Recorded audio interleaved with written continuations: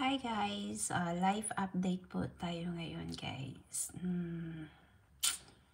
I'm here.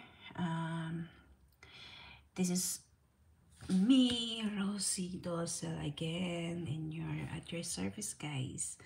Ayan, so the last time siguro nakita niyo ako is isa pa lang yung anak ko, yung IVF mommy.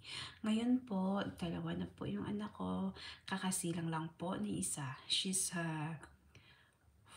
turning 5 months old soon. So yun guys, live update po tayo. I know na wala masyadong viewers ngayon, but yeah, I just want to like having live for sa mga nakakakilala sa akin.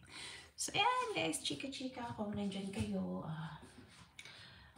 Chika-chika lang tayo guys. This is live update.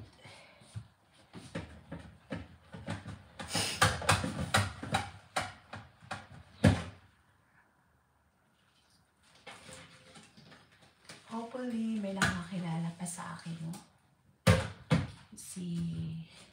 Medyo matagal-tagal na rin kasi yung panahon na nag-ano ako.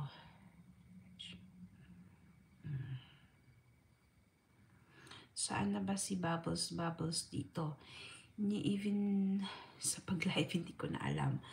Saan na ba si Bubbles? Saan na siya makikita?